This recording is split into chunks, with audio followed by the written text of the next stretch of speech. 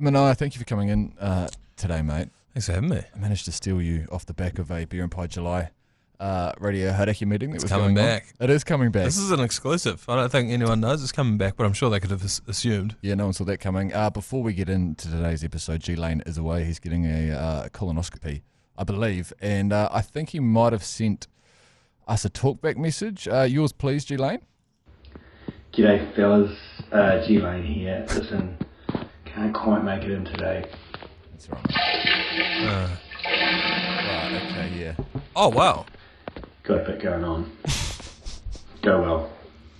Have you ever had to do the whole liposuction? That's not what that is. I have had to do the liposuction for a while. I haven't had that procedure.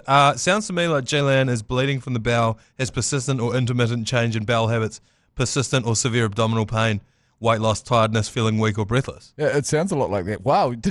Was that a coincidence that you happen to be holding a Bowel Cancer NZ pen that rolls out like one of the pens?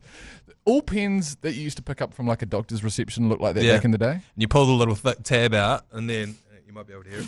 Oh. And then it's got all of the symptoms on one side and then it'll tell you don't sit on your symptoms. We were talking about this at the day in Lou and everyone was saying, oh yeah, you go and get tested. And everyone's like, well, what do I do? Don't overthink it. Just go and see your GP. Yeah, Jay. And then you can avoid situations like G Lane's G'day situation. fellas, G Lane here. Listen, Let's hear it again, yeah. can't quite make it in today.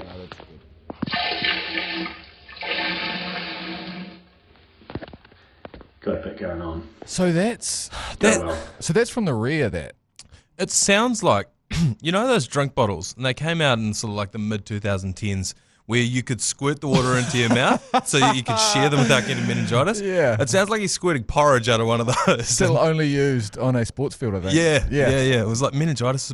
By the way, meningitis still getting about? I feel like you don't really hear. Nah, COVID's taken over meningitis. That hasn't been good. Yeah. Meningitis is on the When show. I was a kid, the teacher would slap a drink bottle out of your hand if you were trying to share it with someone else. Oh. They're like meningitis. And I thought that you just got meningitis from doing that, but that's actually just how it's spread. Actually, now you say that, I would have thought meningitis would have thrived in a vape world. Yes. And we Yeah. never really heard anything about it. It was In fact- fitting COVID, but not meningitis. Wouldn't you have thought COVID would have spread in a vape world as well? To be fair, Yeah. lots of us have woken up on a Monday morning. With COVID, With after COVID. sharing a vape. Yeah, that's a good point. Yeah. I have to. So, yeah, Okay, I so think, maybe it is. yeah. But anyway, meningitis. When did Shout you out last to have it? Get in touch, 3483. On the show today, Manaia, last time you were in, we did a do draft. Yep. Which was, exciting for us. G Lane found himself in some hot water after selecting a few people. Questionable picks. Yeah, there were a couple of questions. The part that missed his radar was that we were going to post this onto social media and people could vote on it. Which is, in fairness, maybe I should have warned him. We did. It was we hashed it out in the group chat, and I think he forgot that part because when his was tough to listen to, but to see it laid out on a social media tile, Yeah, swiping across to see Vinci's face. yeah, It was an it was interesting kind tough. of. It was a tough look. It was a tough look, and so today we're going to do another one without Lane. Joe Jury is going he's to on join stand us. We will get to that later on, though. We also want to chat some FIFA Club World Cup, which will bore the shit out of you. Let's have a look at the WWIII and Broncos game coming up this weekend. Let's have a quick chat about NBA. Yes. But first, let's get into it. So live from the Export Beer Garden studio, this is the agenda for the Thursday, the 26th of June. It is. The Agenda Podcast, the home of sporting nonsense and claptrap. Brought to you by Export Ultra. Huge draw yesterday. Auckland City FC drawing with Boca Jr, the South American supergiants. Okay, forgive me. The round ball, a little bit of a blind spot to me. So this is the Club World Cup. Now this happens. How often does? I feel like this is always happening. The Is this Club World yearly? Cup. No, the Club World Cup's new. Oh, is it? What's Yeah. the one that Auckland City always goes over to? Is Well, that am I asking questions without warning? Nah, different tournaments. The Club World Cup has been done before. Right. Not for the best part of a decade, I believe. Oh, okay. And it's back. That tournament that they go to is a different one, but you're right. Auckland City FC do often get a spin. Yeah, and I'm always in like- a weird niche tournament that we're not really across as well. Yeah, and whenever that happens, I've become aware of two things when the Auckland City team goes over. The first is that Auckland City are a soccer team in New Zealand. Yep. I'm like, oh, that's right.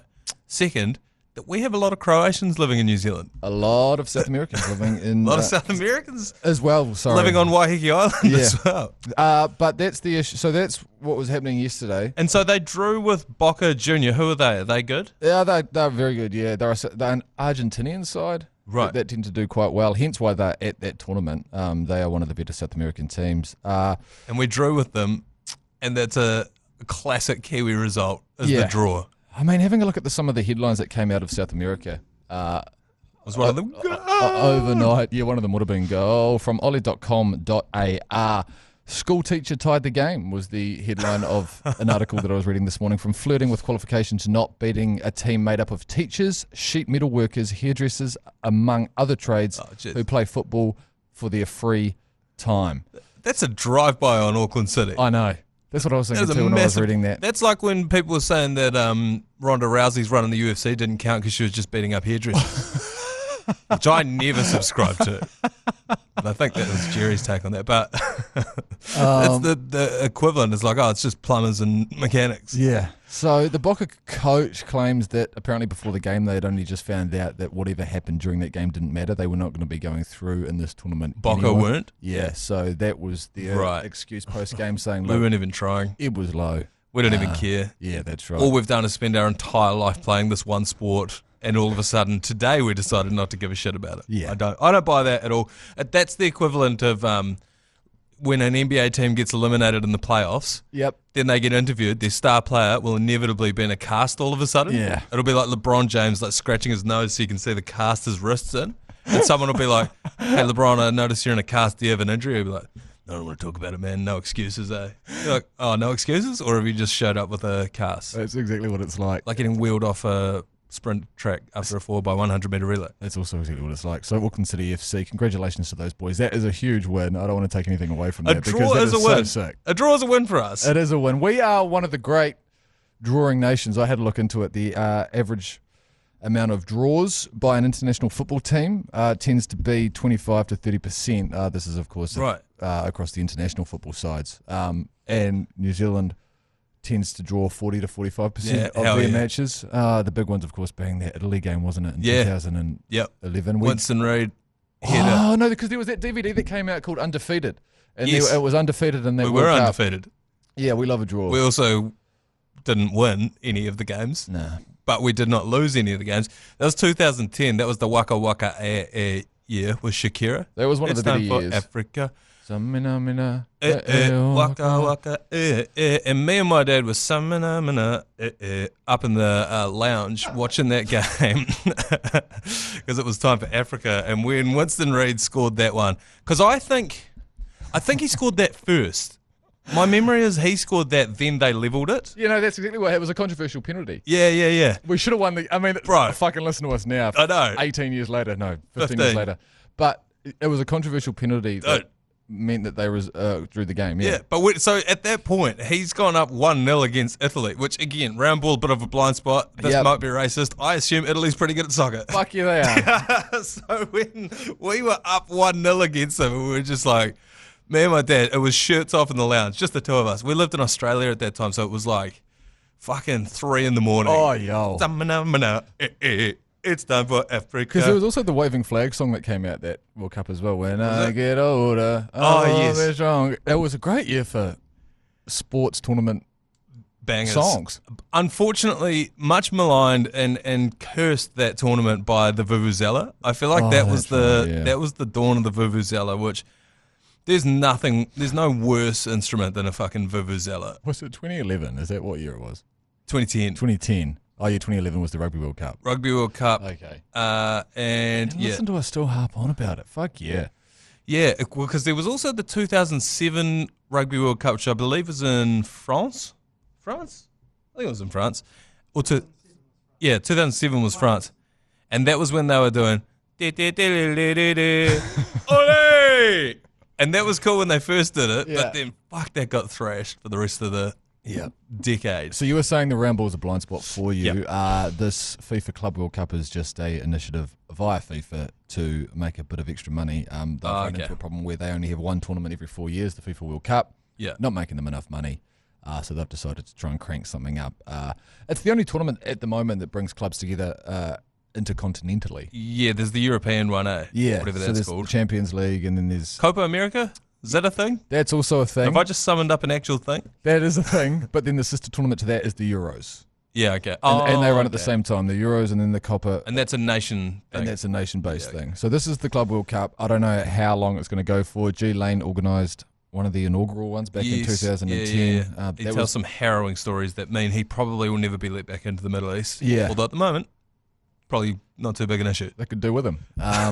Yeah, so that's... Unless he's fired in on the back of a hypersonic missile, he's not getting back in. The current It's the only state way he's getting into the Middle East. of that tournament. I think Auckland hold City FC's tournament is now over. Okay, yeah. Yeah. That was my next question. But look, they got a draw against a good team, and we'll dine out on that for the next 15 years like we are with that. It's hardly a game. Draws a win. Moving on, the WWIII versus the Broncos. Rough weekend last weekend for the WWIII. Were you on the Mad Monday podcast? You weren't, were you? No, I wasn't. What were your thoughts on that game before we get on to this weekend?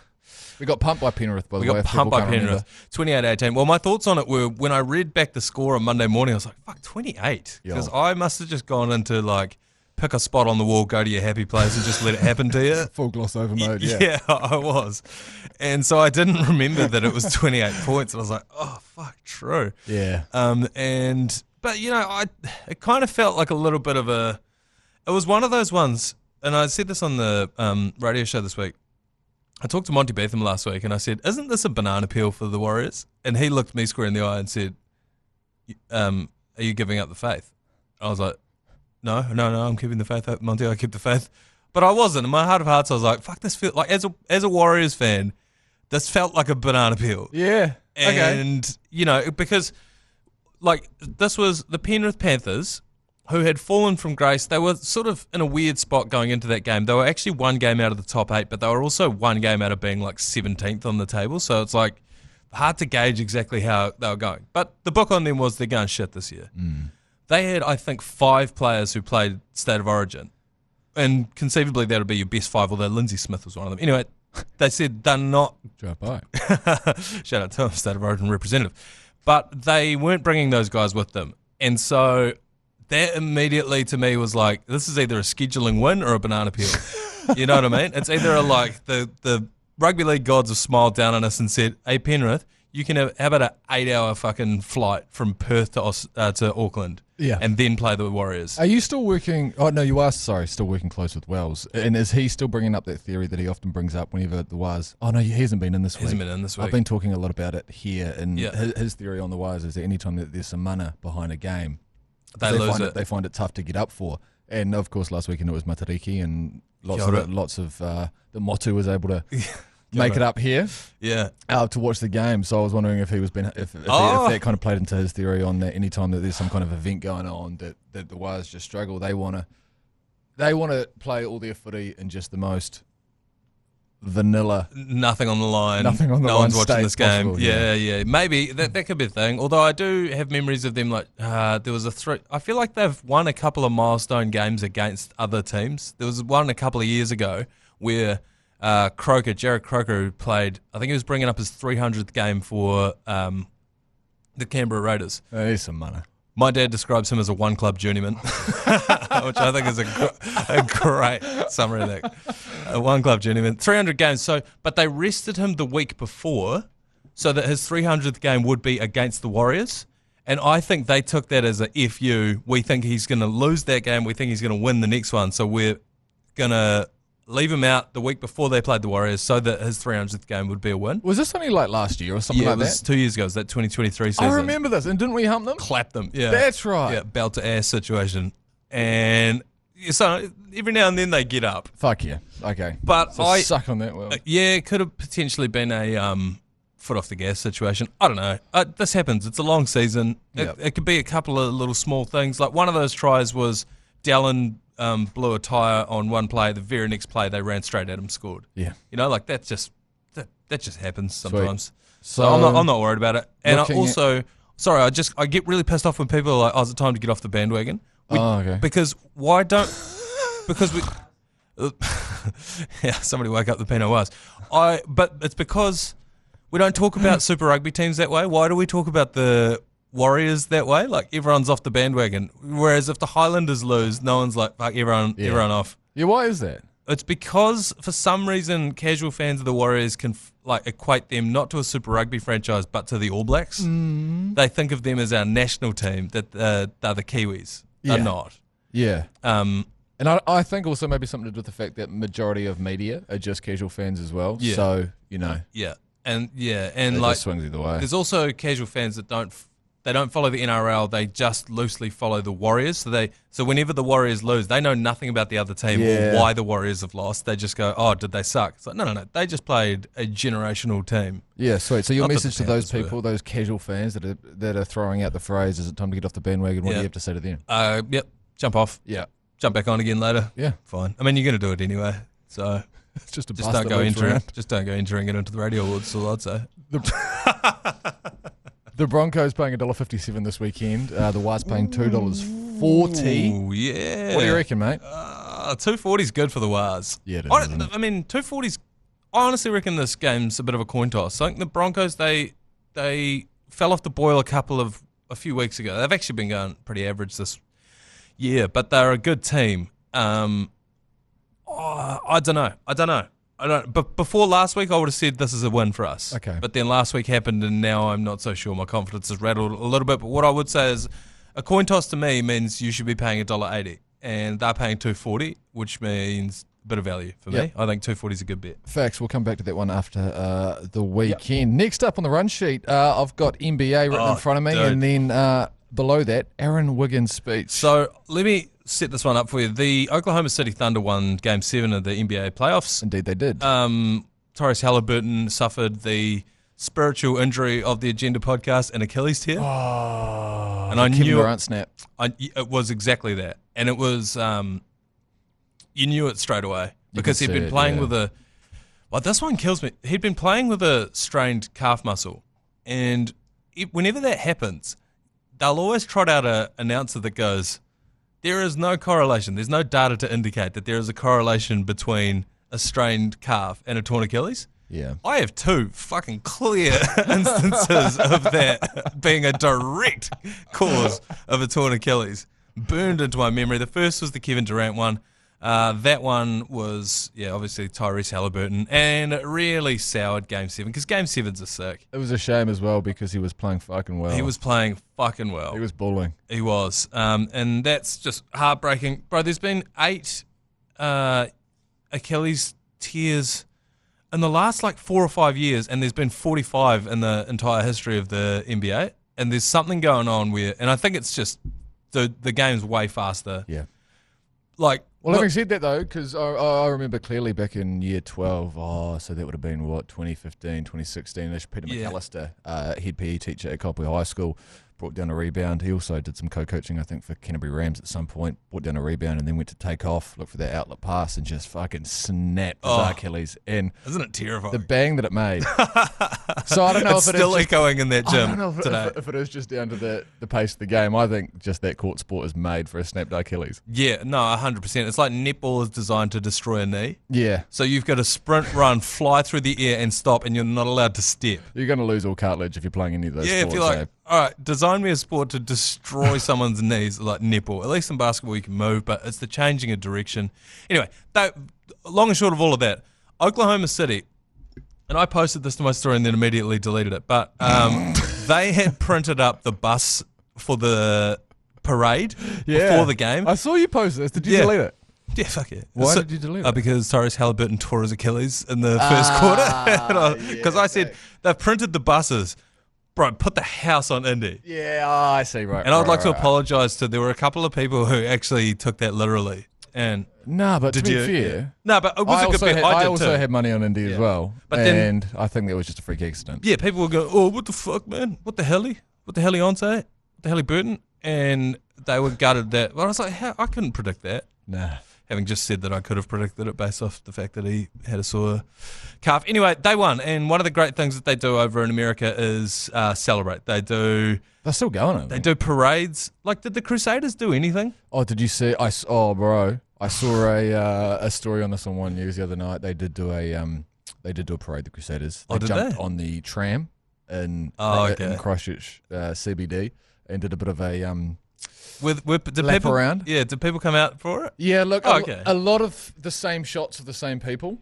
Just along that real colourful street that whatever that street is. The cam op over at TVNZ did a fantastic job at making, I think, 30 people look like 400. They would have brought in the North Harbour Stadium guy. Yeah. He does his best work at It was inflating amazing, crowd numbers. yeah, it was amazing. So so that was that. Yeah, so I don't really know what they do, but the Americans do such a good job that they do a parade, then they do like some sort of, it's part of the parade, but it's like a Trump rally at the end where they just stand up on stage, blitz blaze, drunk, stoned, fucked up from a 3-day bender.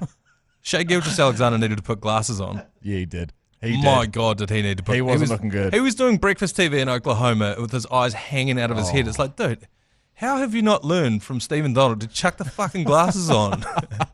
You know what I mean? Him and Matanonu just standing there like... Pupils dilated to fuck. Yeah, well, yeah. So anyway, so they what did Andrew Wiggins have to say? They got to the stage, and Andrew Wiggins picked up the mic and gave one of the hardest speeches of all time. This is it. It was the point where they tried to call us the black hole of the NBA. Oh, fuck yeah. Boo! But 4 years later, when they mentioned the Thunder organization, when they mentioned Clay Bennett, when they mentioned Sam Presti, when they mentioned Mark Dagnall, and every single one of you in this arena, they gotta mention you as NBA champs. Does that not fire you up? And that's it. I'm now an Oklahoma City Thunder fan. They gave me goosies there. I know, he was saying the 4 years ago thing, they only won 24 games. I think it might have been close to a record for like the fewest amount of games won in the NBA. Yeah. And only 4 years later, now they got to call you champ. I think I never realised exactly how much hurt Oklahoma had been through, because when I was growing up watching the NBA, it was KD and Westbrook, and I always thought they were quite good. Well, but they've struggled, and that was their first championship. Both of those teams that were in the final, if they'd won it, was at their first championship. I feel like Indiana has won one before. Okay. No, I might be wrong. Nah, Reggie. Nah. They lost the Eastern Conference Finals to the Knicks. The Oklahoma, I think Seattle Supersonics won one, which then they became the Oklahoma City Thunder. Right. So when you started watching them was actually when they just started. Oh, nice. Kevin Durant was drafted to the Sonics, and then they moved the whole franchise to Oklahoma City. Oh, yeah. Steven Adams was there for a bit. The Unabomber was there for a bit. Oh. But, so that's the NBA done and dusted for another year. But that was just one of the great speeches. It's up there with who's our man? Kelsey? Chase Utley. Oh, Chase Utley was another one. But no, Chase Utley did the World fucking Champions one, World didn't fucking Champions. That was a good one. Jack Grealish also comes to mind. That's another round ball. Oh, yeah. Focused one, but he also runs into some same issues as what Shai was running into, and that's he needed to put a pair of specs on. Before he did his, because it just takes a level of sincerity out when you're just clearly so under the influence. Yeah, and it kills me in this country because I'd love to see Rivers Rayhana just doing, yeah, no facts. Doing that kind of thing. Will Jordan. Back to the Crusaders parade the other day. Dave Havili. It was also quite depressing because the All Blacks announcement had just happened, and majority of the Crusaders who thought they were going to get in. Here's your captain and former All Black, David Havili. Had missed it, yeah. Had missed out. So it was the complete opposite of what was happening over in Oklahoma. But yeah, I think if they had done that whole thing and got wasted and been out partying with everyone, we would have been like, oh, isn't this disgusting from what are supposed to be role models? Like, we'd shit on it and you wouldn't be able to do it, and that's why they don't do it. We bring it up all the time, but like our white ferns here in NZ weren't able to celebrate winning a Cricket World Cup because of the judgment that might come at them from the public. Anyway, before we move on and take a break and then come back with the today's Dude Draft, just a reminder that you can watch this very podcast on YouTube via the cameras set up in here. Just search for the Alternative Commentary Collective on YouTube and get stuck in, like and subscribe and all that kind of stuff. We would really appreciate that. Sweet. Let's take a break and come back with the second ever Dude Draft. Okay, we're back, and I've just realised Is it called a dude draft because it's dudes doing the draft, or was it originally called the dude draft because we did a draft of dudes? We were just drafting dudes. So is it still called a dude draft, or are we just going to call it a draft? Well, I reckon. Oh, look, today I'm happy for this one to be very open, and you draft whoever you want. Yeah, no, I've got a couple of ladies in mind. Good, because I don't really see the world through that lens anyway. So okay, so we're happy for it to be called a dude draft. Yeah. That's fantastic. Do you want to mention? Well, it was your idea, wasn't it? Yes. Coming up with the theme for today's dude draft. I've sort of been spiraling down a dark hole of World War III and impending apocalypse. Fucking hard not to. It is hard not to, and I think a large part of it is that you're just seeing more of it on your social media. But I was like, you know what? Yeah. If World War III's kicking off, who would you draft? Fantastic. So today's dude draft is World War III edition. We're drafting. We got 5 picks each. Me, you, Finn, and Joe Jury is here as well. You turn your mic on there, Joey. Yeah, I'll be stepping in for Lane. Yeah. So expect some hang on. Spicy ones. Don't you do your best impression of what Lane would pick. I think if you could just pick what you think should be picked, Joe, that would be great. I'm expecting some war criminals here. So you've got a massive box there with 3 small bits of paper in it. Yes. How's this going to work? We're going to randomly pick them. Alphabetical order and first name, J, M, F. You're first. Okay. And you are going first. Sweet. I'll take that. Joe's second. F, G, H, I, J. Joe's going third. I'm going second. Just got the third pick. See here, are we going snake draft? Yeah, I assume you guys all understand how a snake draft works. Because Lane didn't, so that's why we had to avoid it last time. And if you did miss the first draft, we are going to pick 5 team members each. We'll post them to socials. You can go and vote who's got the best squad and why. Yep. And then I don't know, we'll come back with the results tomorrow or something like that. Yeah, we'll put them on social media and you guys can just roast G Lane in the comments. Okay, so dude draft, 5 picks each, snake draft, which for those of you who don't know, very quickly, if you get third pick in the first round, you get first pick in the second round. Fantastic. I'll kick things off since I have first pick. I'm going to take... You're on the clock. James Fisher-Harris. Oh. I like that. A leader of men. Yes. One of the great leaders of the haka for the Kiwis. That's what I was thinking. I was feeling it was a haka focused pick, that one. Choosing James Fisher-Harris. So welcome to the team, fella. Appreciate you representing the boys. Who's up next? That's just sparked the idea in my mind as well. I'd neglected the haka aspect of my team. So that's changing some of my draft ideas. I feel like, and I feel like you've walked straight past this, I think that there is a consensus number 1 pick, and I think we're talking LeBron, Wemby, Zion Williamson level first round pick, unanimous first round pick. Willie Apiata. Yeah, no, fantastic pick, and he was going to be my second. That was number 1 on my board. Can't believe I got him at 2. Yeah, can't believe I got Willie at 2. You That's need to fire your pro scouts, Finn. That was shocking. I'm still happy with James Fisher-Harris over Willie Apiata. I feel like, actually, no, I'm not going to go down that road. You're up next, Joe Jury. Okay, so for my first pick of the first round, and this is going to really show how my board is going to play out. And I'm not picking just New Zealanders. I'm going worldwide. Yeah, same here. It's a World War III, so world. Yeah, I'm with you on that. My first pick is Shane Gillis. War is terrible. It's shit time. I need some comedy relief. Give me Shane Gillis. And he can also do a great Trump impression, so if we need it, we can get him up there talking. And he studied the tape on the Taliban guys training on the jungle gyms. Exactly. He knows it all. He is my insider. That's one hell of a pick. Oh, Shane Gillis. I did not have that going at number 3. Well, it's going to get even worse. Back-to-back picks for Joe Jury. Second pick, first pick of the second round, I am going Alex Ovechkin. Oh. He's good friends with Putin. With Putin, that's right. So I'll have Russia on my side. Yeah, networking is important, I think, yeah. And then when the inevitable nuclear winter takes over and we have no sun, I can play a bit of hockey with him. Chuck the skates on, tee up some one-timers. Okay, wow. Fantastic. And he's a fucking unit as well. So. Yeah, he is. He is. You've got more people than teeth in your team so far. With the second pick of I'm going all Kiwi, by the way. Love it. I just think there's a shorthand that we have as Kiwis, and when I'm in the foxhole, I need to know that the bro understands my eyebrows. Yeah, no, facts. So, alongside Willie Apiata, we've talked about him before last year when we did the greatest New Zealander of all time bracket. we got to Charlie Upham, who's sadly no longer with us. And we were like, what would Charlie Upham be doing if he existed in 2025? I'll tell you what he'd be doing.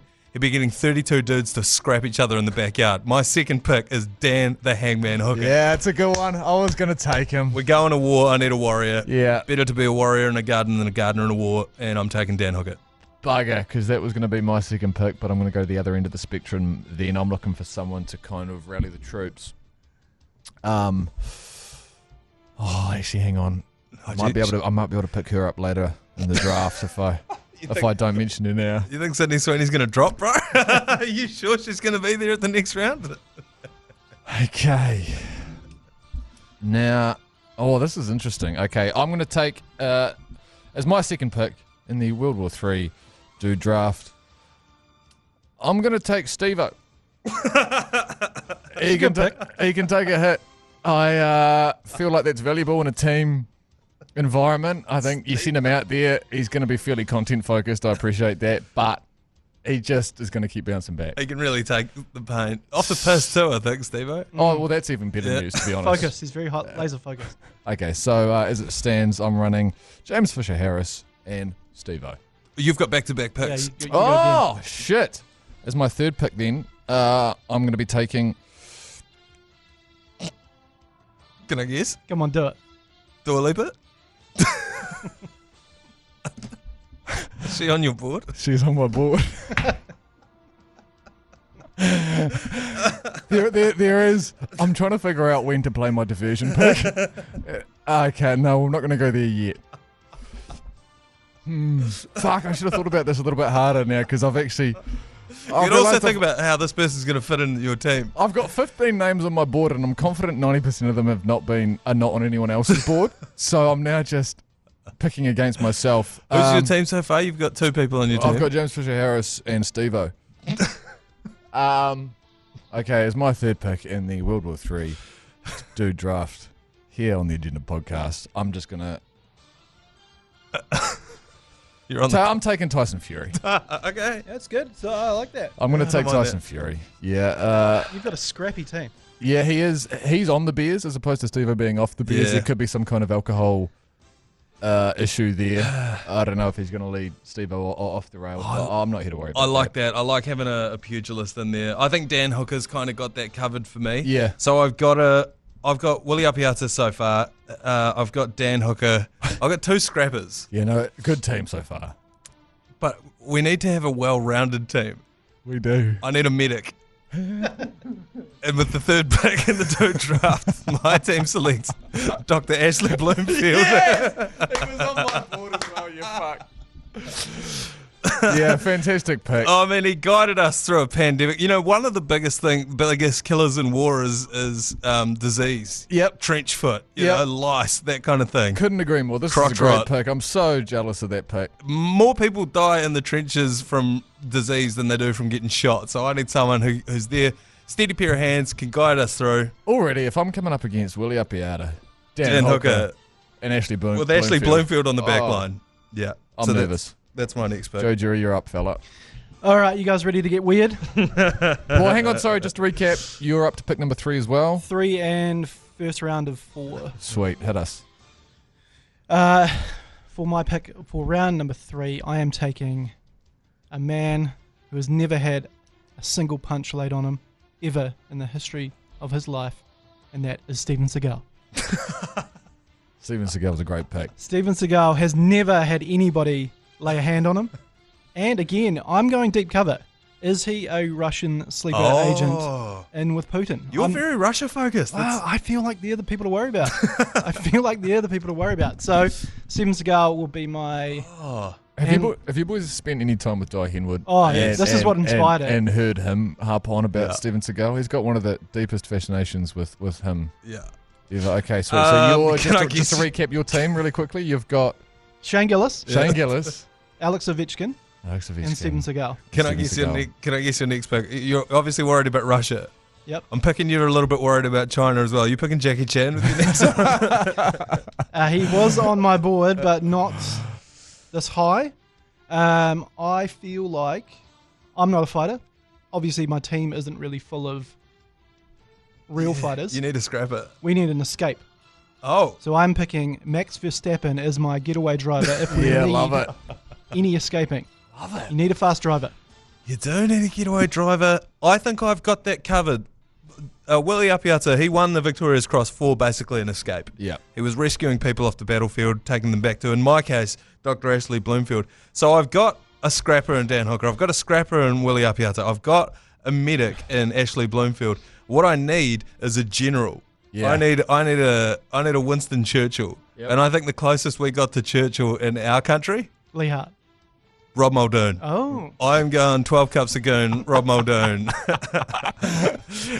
Because, you know, if we declare war, it's going to give them too much time. So I think we're going to get Rob Muldoon in charge. Surprise attack. Surprise attack. Have you decided on a date for the war? Yes, I've decided on Friday. Doesn't give you much time in the lead up. Doesn't give my opponents much time. So, 12 cups of goon, Rob Muldoon. If there was one man that deserved a world war, it was probably Muldoon, eh? Oh, he would have been spoiling for one. Hey, fuck yeah. I'm thinking the same thing. I need a general on my side. So I'm going to pick his fourth pick, I believe. Yep. I'm going to take Dame Judi Dench. Cold-blooded, sharp, MI6 kind Old. of energy. Old, don't get me wrong, old, but I think just kind of useful for a strategy type role. How do you think she'll get on with your other teammates? Oh, yeah, see, that is interesting. James actually. Fisher-Harris. Yeah, no, James Fisher-Harris and her are going to... Who's the alpha in that situation? Because the issue that I had is if I introduce a Sweeney to the team or a Dua Lipa to the team, don't get me wrong, that's confronting. There's fractions there. That's confronting for other teams coming up against us. But I'm thinking about in-house, the drama that might create. Yeah. I don't need No. sexual tension within my Well, ranks. And no offense to James Judi Dench, I love her and what she has to offer. I just don't know if she's going to be the same type of distraction that Dua and Sweeney will be. right, okay. So that's my logic on that. That's pick number 4. And moving on to Your pick last number pick. 5. As my last pick, alongside who have I got so far? James Fisher-Harris, Steve-O, Tyson Fury, James Judi Dench, and fucking Jason Kerrison is he's unlucky here because I was going to take him because he was going to come with an arc, but that's not who I'm going to go with. Instead, I'm going to go with Liam Neeson. Yep. At number 5, Yep. I'm going to take Liam Neeson. As your scout. Yeah, I just feel like that's a steady pair of hands. If in doubt, might the fort die. He'll do it himself. I've sort of compiled my team like a bloody computer game. You know where Yeah, this is your loadout. it's like a Dungeons and Dragons team that I've got where I've got my all round Every character. Yeah, I've got like a tank in Willie Apiata. I've got like an assassin in Dan Hooker. Yeah. I've got a healer in the back there with Bloomfield. Have you got a magician of some kind or like a... Rob Muldoon. Well, I feel like the Yeah, you have done that. Rob Muldoon's the magician, I guess. So what am I missing from my team? The healer, the sniper, is Dan Hooker. I know. I need a bard. I need, every army in history has had like a piper that will lead Yes, them in. yeah, a jester of some A kind. jester in Germany, they'll have the glockenspiel going as you're walking in, some sort of trumpet. Yeah.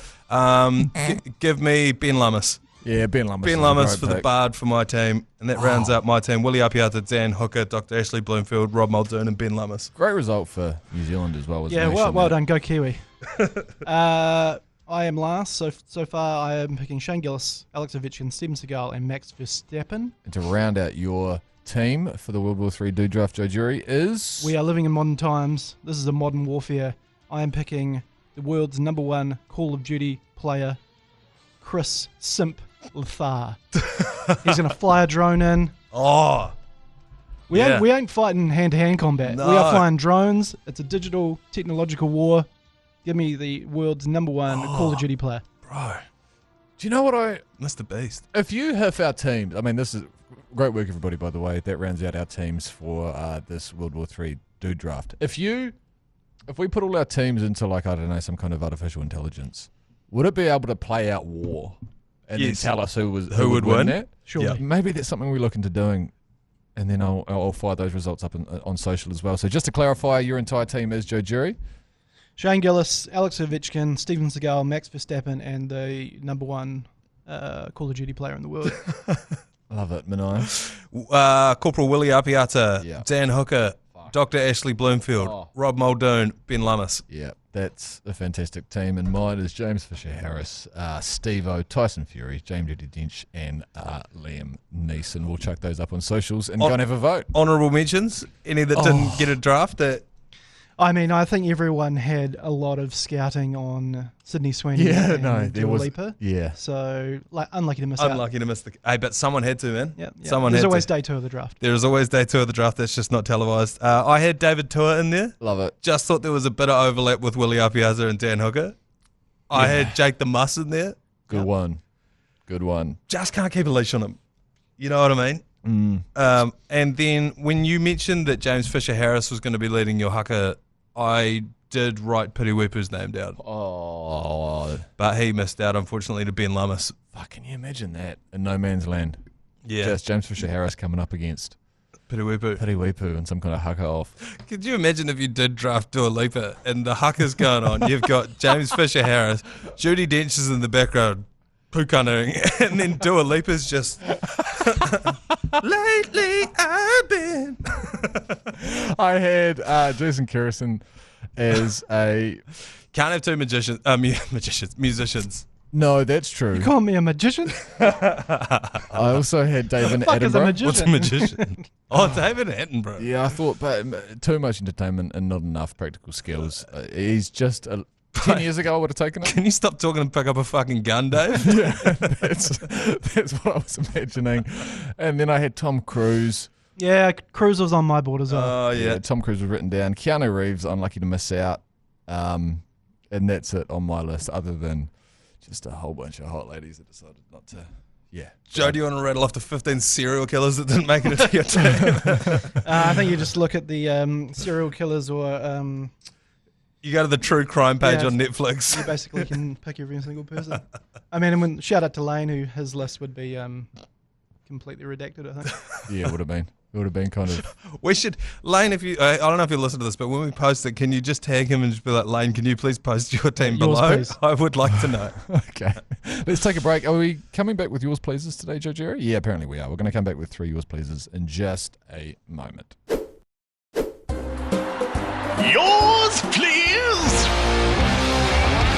Brought to you by Export Ultra. All right, okay, let's do it. First one, yours please.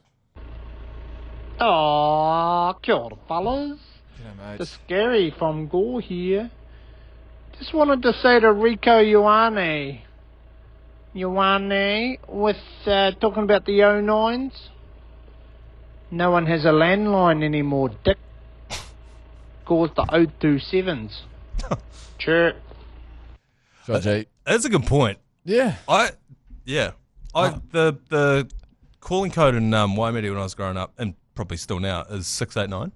And I don't know if I should say this into a hot mic, but I've got a mate who I went to see last year. I stayed with her. She said she's had about 4 or 5 different friends from Waimiri come and stay with her. Every single one of their suitcase combination lock was 689. No shit. Every single one, yeah. Is it the first 3 digits of like the old school landline Yeah, number? 03689. Yeah, I think I was 327. What was yours, Joe? The goon was 313. 313, yeah, and You meant the 313, bro? Yeah, from the 313. then Kaipu was 327. 689. I've spent a large portion of my life living in fear of waking up hungover one morning with 689 tattooed on me somewhere.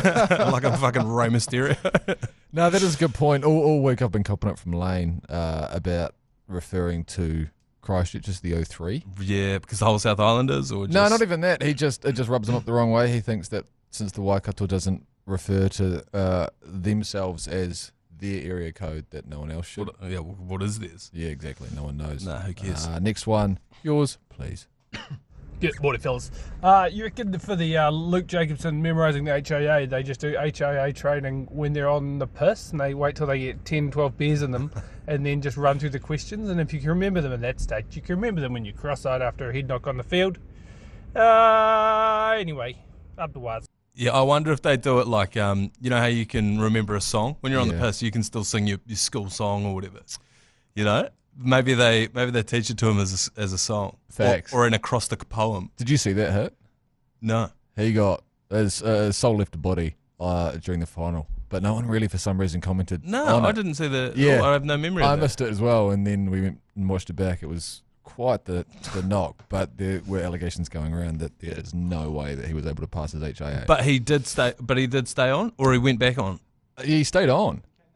Oh, he came back on. Oh, okay. I do wonder if that was pool play. Oh. You know? Was it a bit of a, whoever the Super Rugby commissioner is, if there is one? Yeah. What, Rugby like Danes? the bald guy from the NBA? Oh my God, isn't he terrifying? He is terrifying. He's Who a was that vampire. guy? Adam Silver. Adam Silver. Yeah. Has he been around forever, Adam Silver? No. He replaced David Stern. But But even David Stern was a terrifying. But Adam Silver's like the Slender Man. He's terrifying. Yeah, he is. It's just a real skinny Bezos. I've never seen him take a step either. He just appears out of the floorboards. Behind a lectern. Yeah, behind a lectern. Okay, final one. Yours, please.